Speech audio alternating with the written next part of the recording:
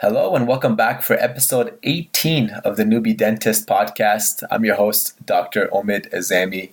And before we jump into the episode, I just wanted to do some housekeeping here. I just want to thank everyone who has been listening and downloading to the podcast. The numbers have been off the charts lately, and it's really exciting to see things grow and take off a little bit. So if you do listen to the show, if you do like the show, please pass it on to your friends, your colleagues, your classmates, to help us, reach some new levels here and help out more people. I'm moving back to Australia next week, so I'm off this week. So I'm going to try and release maybe 2 or 3 episodes because I got a little bit more time on my hands. And so reach out to me on Instagram with any tips or suggestions on how to improve the show, please. And I'm launching a YouTube channel as well, which should be pretty cool. So I'm going to upload all the podcasts on there and try and record video on my podcast going forward now, so I can upload those on YouTube for you guys to check out as well. In this episode, I have a fourth-year dental student out of AT Still University in Arizona, Pejman Moghbeli, who is a nice guy who's really interested in finances and student loans, and he's really focused on how to minimize his payments and how to strategically plan for paying off his student loans going forward and once he graduates and enters associateship positions. So in this episode, we talk a lot about different repayment options in the United States and compare and contrast them to what it's like here in Canada, where I'm currently at. And he has a lot of really good tips and advice. I suggest you guys check out his YouTube video as well, which I will put in the show notes. And enjoy the episode. We'll jump right in.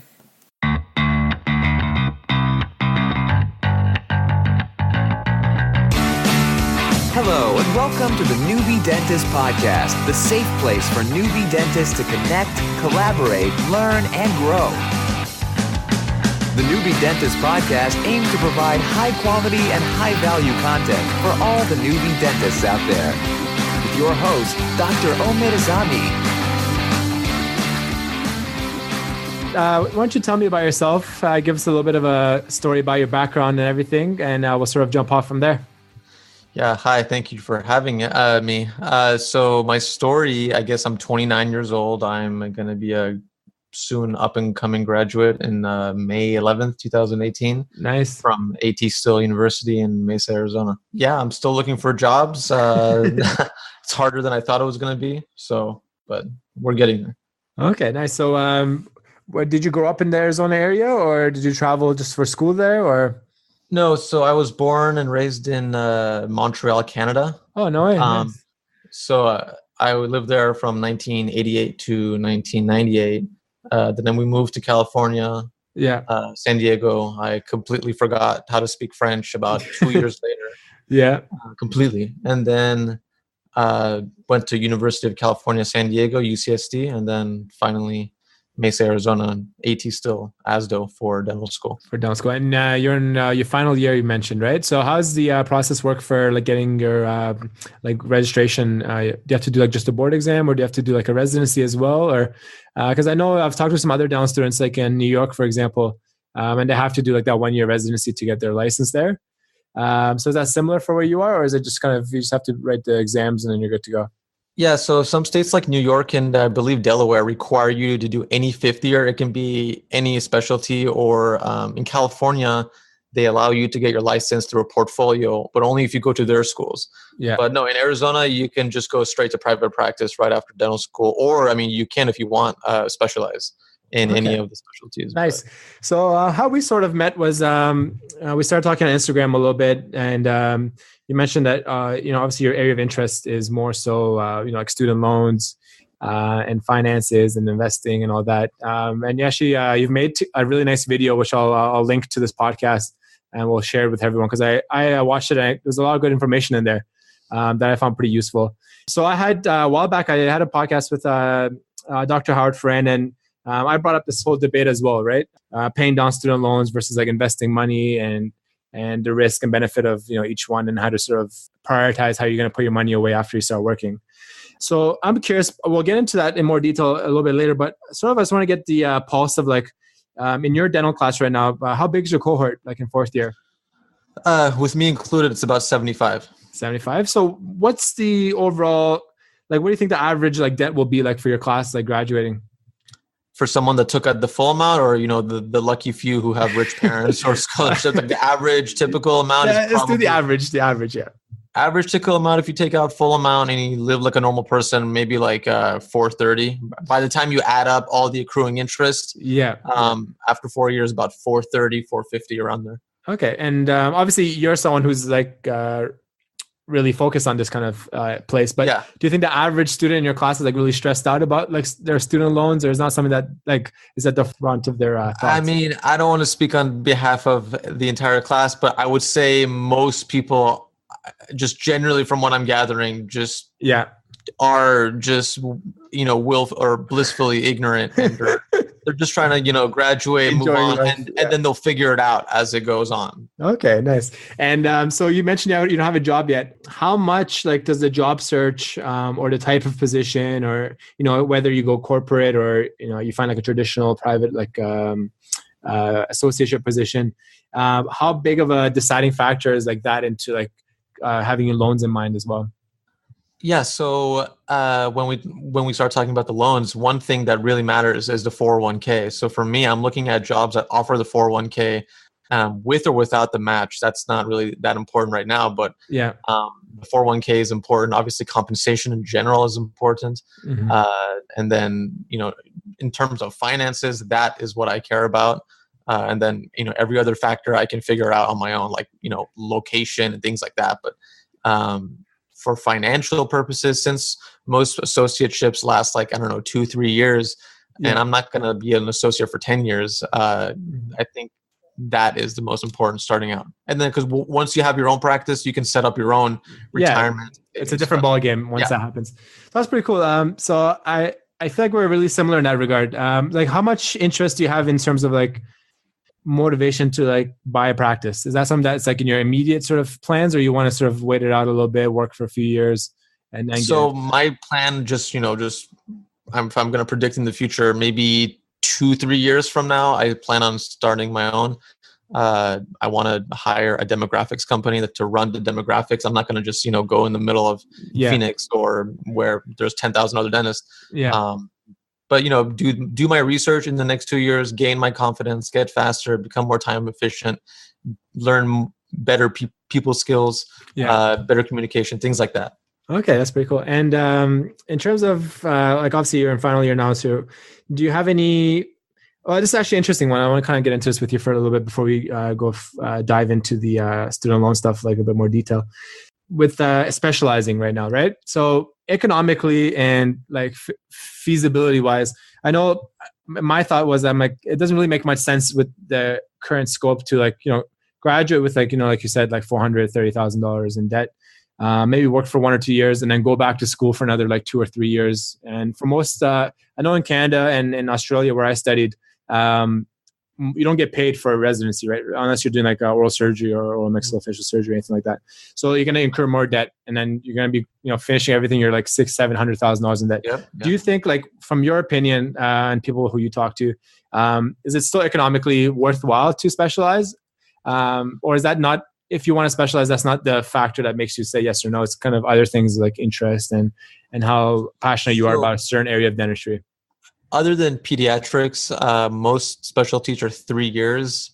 And then if you do a surgeon, oral surgery is 4 years or 6 years. Yeah. Now, financially speaking, obviously, when you come out of those programs, you can make a lot more money than a general practice. But obviously, you're going to have 7% at least accruing each and every year. And depending on how you structure, or depending on if you're an employee or not, it just depends on what your numbers are. I mean, are you looking to make money? Are you trying to pay off debt ASAP? If you want to pay off your debt as soon as possible, then yes, go to. And if that's your motivating factor, then yes, go and specialize. If you want to do a little bit there, a little bit here, a little bit there. Personally, I'm not interested in specializing, but if I were down the road, maybe take a CE course, continuing education course, and a certain procedure, molar endo, third wisdom, wisdom teeth extractions, things like that. But I think that's a little bit more financially intelligent, but I don't speak for everyone. Yeah. And so in terms of your, I asked this to like all the dental students that I talked to just to get a sort of a rough idea. Does your school have like quotas for like clinical procedures that you have to do? Like how many crowns you have to do, how much endo you have to do? just to get a comparison of like how much clinical experience you have coming out of school. So to graduate our school, you need these things called competencies. Yeah. After that, you're deemed, competent in these procedures. So you need to do at least, and so for competencies, we need 1 class 2, 1 class 3, 2 dentures, 2 restore 2 implants, 30 extractions, and then 7 competencies, 3 of which have to be surgical, 4 of which can be simple extractions. I think I'm missing a few here. Class 2 on a pedo, stainless steel, but these are just a bare minimum for the restorations. It's like a test. Yeah. But you're gonna do 30, 40, 50 before you take that test. Yeah. But for something like dentures, your first one is going to be the one that counts. Your second one is going to be the one that counts. So for me, I'm probably going to graduate with, well, the thing about our school also is that we go on external rotation. So I'm not even counting that either. Okay. But nice. Just at our school, in the average range, something like 50, 60 restorations, 2, 3 implants, and then placing 7, or restoring? Placing, but but we're all restoring, but we're also involved in the treatment planning, meaning we have to fabricate the surgical guide, scan it with a Trio scanner, and go through that whole route. That's pretty cool. Okay, so it seems like it's pretty standard. I've heard some like crazy numbers. I've talked to a few people that like studied down in Florida, and they're doing like 30, 40 crowns and stuff like that. I find that like to be like crazy because at my school we did like 5 or 6, maybe like some people got like up to 10 or something. Yeah, I've done like 10, but that's pretty good. That's a good number. Probably in the middle. Yeah. Yeah. Awesome. So where did all this financial stuff like interests sort of start off for you? Like what was your first sort of like segue into that, like outside of like the sciences and dentistry and all that? So when I first started back in 2014 fall, this whole debt thing really scared me. I thought I was going to graduate 450. I did the math on like a regular 400,000, 500,000 loan. It's somewhere between 5,000 and 5,500 a month, which is like 65 to 72,000 a year. And I did the math. I'm like, well, if I'm grossing like 130, which is the average, how am I going to pay 72,000 every year for 10 years? Yeah. There's got to be a better way. And that's kind of how I learned about the income-driven repayment programs. Okay, nice. So before, and I just want to see the comparison. So in Canada, for example, we don't have like traditional loans. And I think that's something that I didn't mention to like Hard Friend. What we have is our banks offer us like a line of credit, like a student line of credit. So they give us like a pool of money. It ranges between like $225 to like $275 that you can borrow as a line of credit. And so you only pay interest on the money that you take out. So every year, say your tuition is like 70 grand, you take out 70 off the 275 that you have, then you're just paying interest on that. And our interest is quite low. So it's prime plus 1. So it's like roughly about like 4% per year. So right now I'm finished school. I have in total like about $303,000 in debt.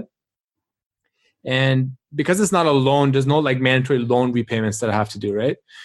So I can, because it's like a line of credit, I can just pay interest only payments, and that comes out to about like $900 per month that I'm paying right now. So I think in that regard, it's like a lot different to what you guys have, because it's like you guys have like you have to pay a lot more, it seems like, per month, right? So can you explain? Obviously, we have some listeners from like around the world. We have a fair few American listeners too, but a lot of Canadians, Australians, Europeans. Just give me a quick overview, because I hear a lot, even outside of dentistry, like the student debt crisis in the US is like a big issue. Like it's going to be like the housing bubble in like 2008, where like young millennial professionals are graduating and entering the workforce, be it dentistry, medicine, law, anything, bachelor degrees, college degrees. And there's no realistic shot in paying these back for a lot of professionals because the income's not there necessarily. So can you just explain to me what's going on? Give me a quick overview of that, and then we'll sort of get more nitty gritty into the dental side of things.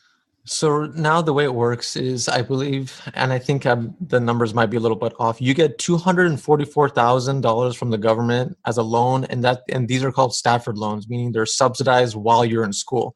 Okay. Anything above $244,000, you take out unsubsidized, and these are called Grad Plus loans.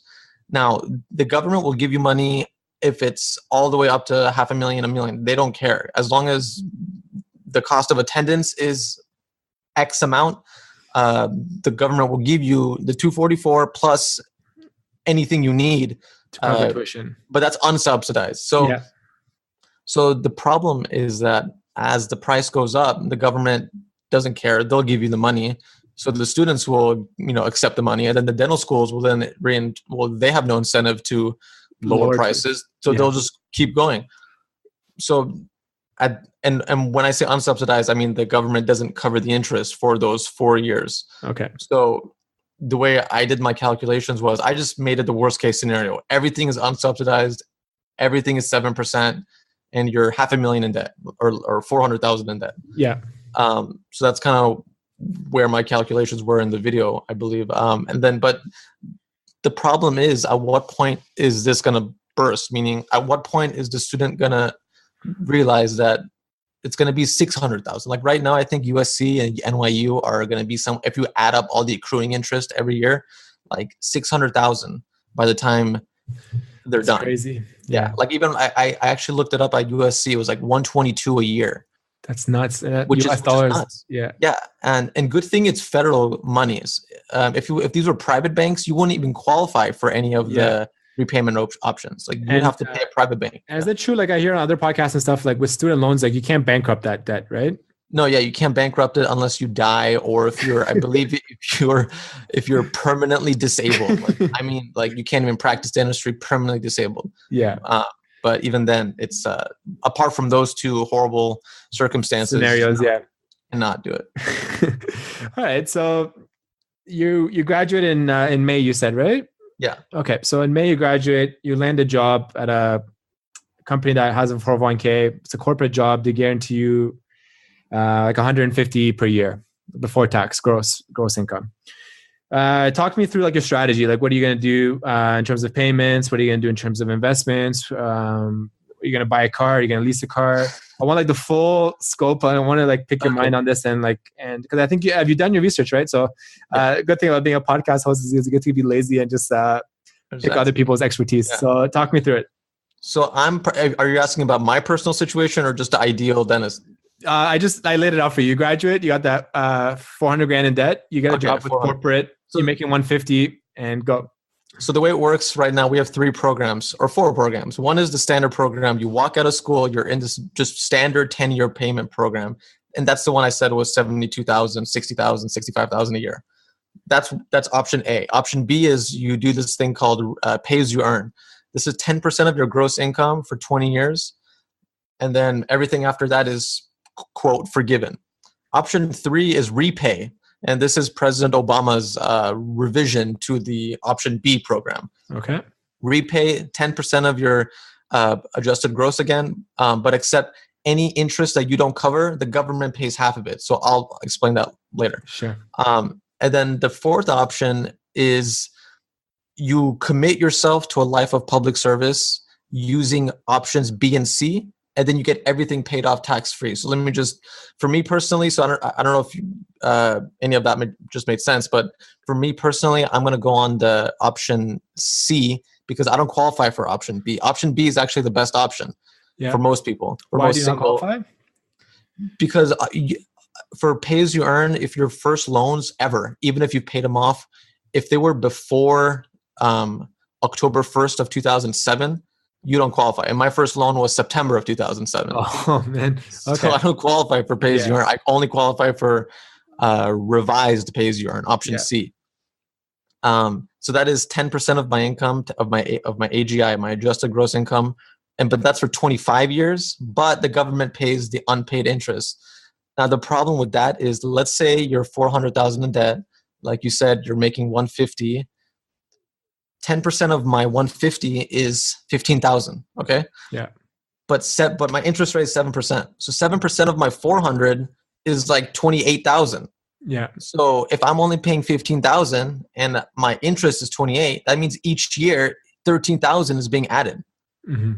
So after 25 years, my 400 will turn into 650 or something. Yeah. So then what happens after that 25th year is that everything's forgiven, but it's taxed as income tax, as regular income. So you pay tax on whatever is left over. And so was that like 30%, 40%? Yeah. So like in my calculation, I just made a very bad situation. I said 40%. Okay. So But you would owe 40% of the 600 whatever thousand back to the government. In the US, it's a marginal tax, so you pay a certain amount for a certain income. But I just said the whole thing is 40%. But it's usually it's probably, if you average everything, it'll be like 35% or something. Okay, so that's a big chunk of money you owe at the end of 25 Yeah. years. So let's say for me personally, I'll go from like 400 to like 650, pay about 30% of that, which is like, I don't know, 230. So I need to be ready 230,000 25 years from now. And that's a one-off payment, or you can break that up again too? I'm sure you can break that off late in 25 years from now, but why would you take out another loan? Yeah. You got time. So what's okay, so we'll pause that there for a second. All this talk on other podcasts and stuff you hear is like, oh, I refinanced my loans. Like, what does that mean in the US? So we have 3 companies that offer refinance, and what they do is they buy off your loan and then you pay them off. Yeah. So they buy off your federal loans and then you pay off the new private loan with the new company that you're dealing with. Now instead of 7%, now maybe it's 4%, maybe it's 5%, maybe it's 2%. Yeah.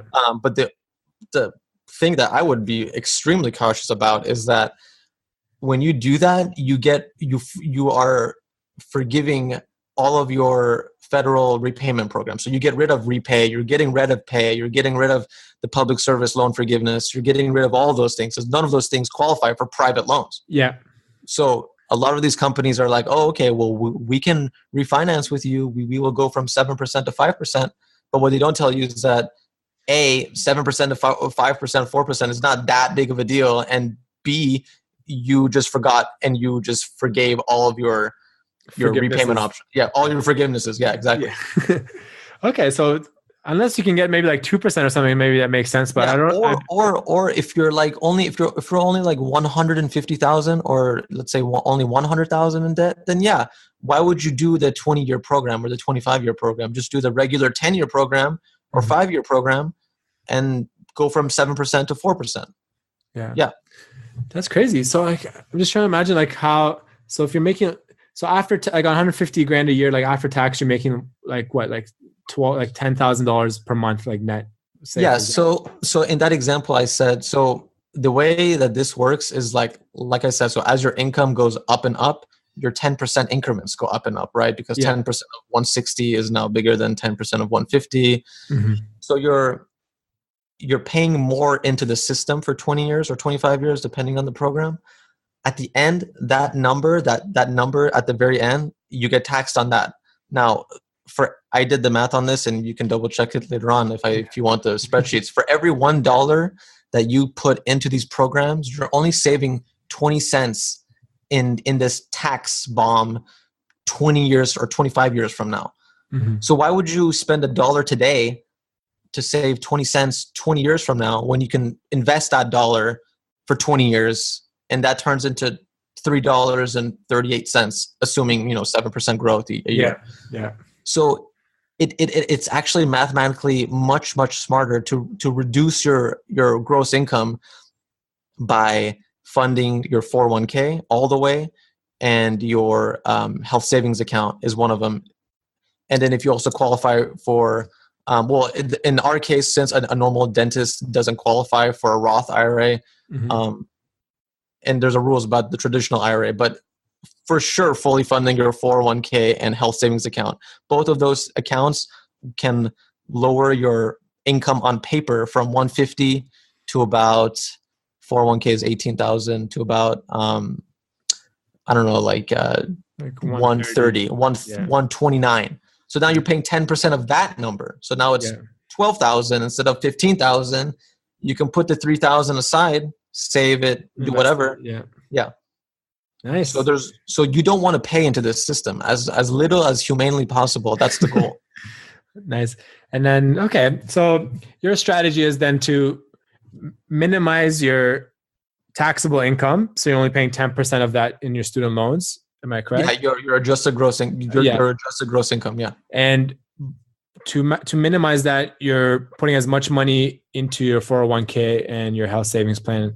Yes. Okay, so similar in Canada, what we have is what the government introduced probably say like 5 or 6 years ago. It's called like a tax-free savings account, and it was encouraged because like most Americans, most Canadians, they're not like saving money or anything like that. Yeah. So they introduced this account where you can put up to $52,000 tax free, and it's deductible from your income. And once that 52 is filled up, you can put up to like 5,000 per year every year afterwards. And whatever money you invest in that account, whatever earning you have, there's no like capital gains tax on that income. So it's like a tax haven pretty much.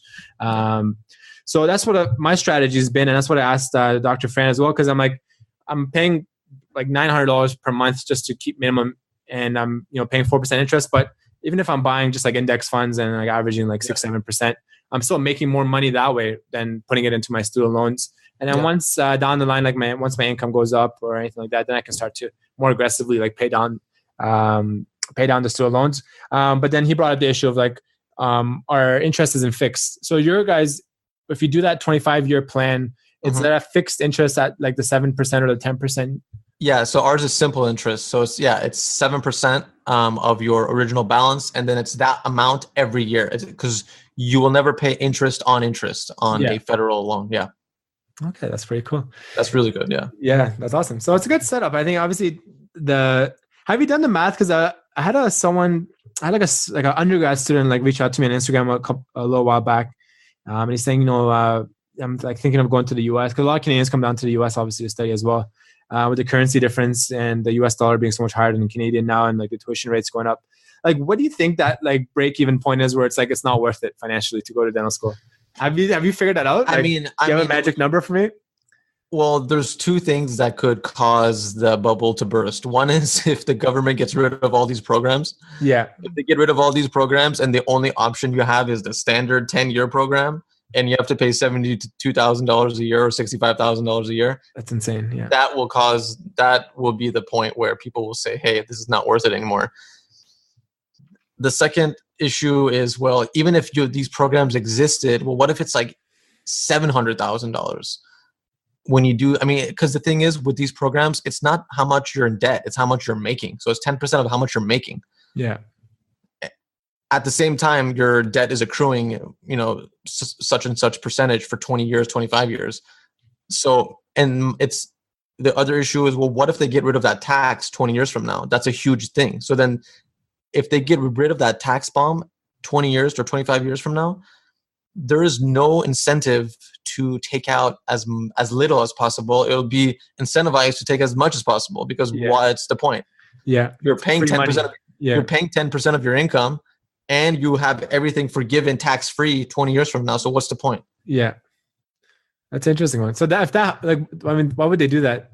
I don't know, just to like relieve the bubble bursting, because like a reactionary thing, or none of the people who took out loans yet have reached that point. These programs are new. This is like 2007, 2012, 2015. Yeah. 20 years from now, in 2027 or 2030, that's when you're going to hear it on the news. People are getting hundreds of thousands of dollars forgiven. It's taxed, but still it's forgiven. You know, a big amount of it, you're still paying tax on it. And there are still rules that you can kind of get around and find loopholes and to get rid of that tax as well. But that's a whole different topic. But it's crazy. I don't know where this is going. It's going to reach a point where, 800,000, 900,000, I don't know. Because what's keeping the cost down right now? It's nothing. Nothing. Every year, inflation goes up. Dental school, tuition, and everything, and materials, equipment, all that stuff goes up. So that's awesome. So it seems like you've obviously done a lot of research in this area. So do you have any plans on like using this research that you've done to like help out colleagues, or maybe create some sort of like course or like a consulting sort of thing? Because that's my thing. I'm like a big entrepreneur right now, so I'm always like, I'm thinking of like things on the side. Obviously, I got this like newbie dentist thing going for a little bit right now, and I'm trying to like see where that goes. So I like to pass that on to my guests. I'm always like encouraging them. I'm like, oh, we should try this or try that, or like grow this or grow that. So have you thought about that at all? Or I made the video, and I made the video only for my classmates and for the general student dentist population. I posted it on Dental Town.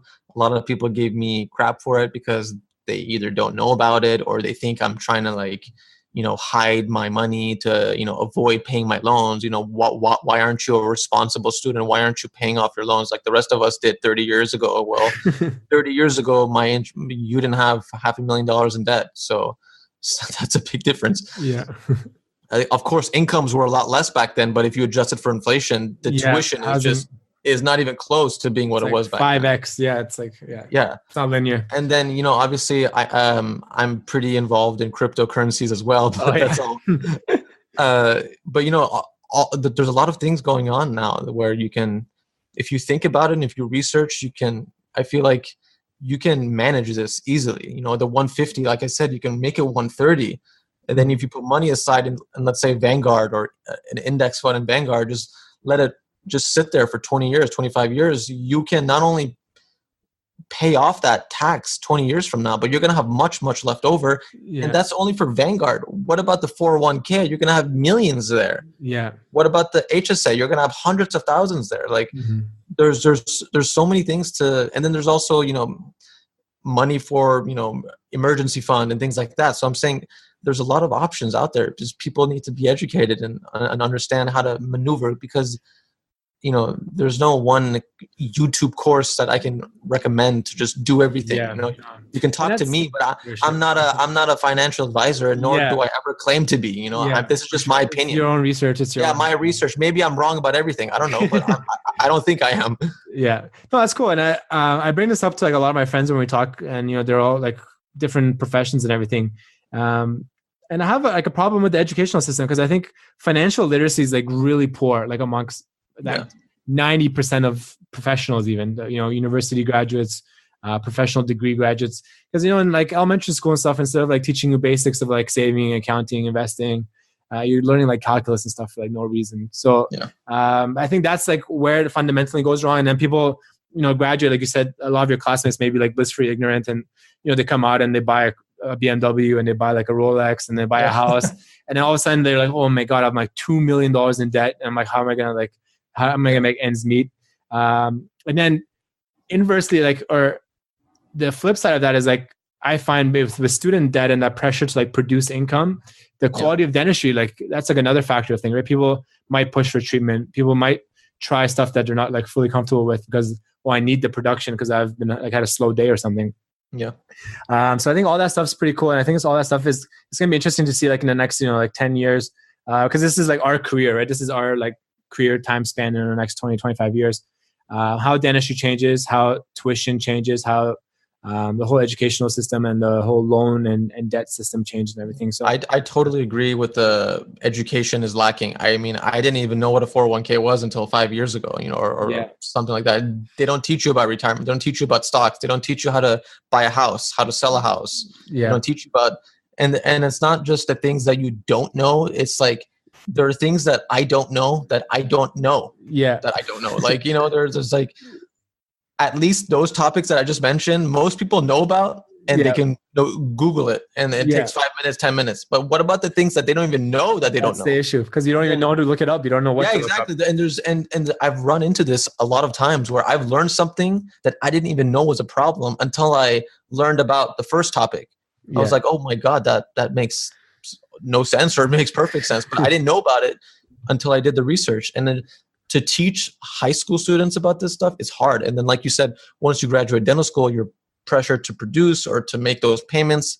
Obviously, the 10% of your income, that's super affordable. But let's say you didn't know about those programs, and you're doing the $72,000 a year, 10-year standard. then obviously, you're gonna, you can't sleep well living like that for 10 years. You can't. It's very stressful. Especially when they promise you all these salaries, and dental school is gonna, they're gonna be you're gonna be a rich dentist, everything's gonna be fine. Like, there's more to it than that. Yeah, for sure. Times are changing a little bit, and I think you have to be really money smart. I think that's the way to be successful, like in our career, right? It's like it's like the golden age is always over, like all that stuff. But I don't think it necessarily is. I think you just have to like be a little bit smarter. You have to be more like financially responsible. Doing your own research, I think, is probably my number one thing. I have a lot of weaknesses. But one of my strengths is I'm very good at research. If I don't know something, I will learn it, and I can Google it, I can YouTube it, I can ask people who are smarter than I am. Yeah, and that's I tell that to all the time to people. It's like we're living in such a unbelievable era where information is so readily accessible, right? 100%. Even this podcast, I'm like, how do I start a podcast? How do I publish a podcast? How do I make a website? How do I buy a domain name? Yeah. All this stuff is so easily available. I just sit there for at Starbucks for an hour, figure it out, and you're good to go. Imagine if the internet didn't exist 20 years ago. It'd be impossible. We would be screwed. Yeah. So that's awesome. So I encourage everyone to I'll definitely post a link to your video as well, because I thought it was useful. I think other people will find it useful too. Awesome. Thank you for coming on. I think it was a really jam-packed episode. A lot of people are going to find a lot of good value in there. And I'll give a link to your Instagram account as well if people want to maybe reach out to you. Instagram, Gmail, Facebook, anything. I've spoken to students all across the country. Awesome. So I'm here to help. So I'll post up your email too if that's cool in the show notes. Sure. And if people have any questions, they can reach out to you. So I wish you all the best in your final few months here. Do all the best. Make as many mistakes as you can, because mistakes are expensive when you get out of school. So. I hope not. Okay.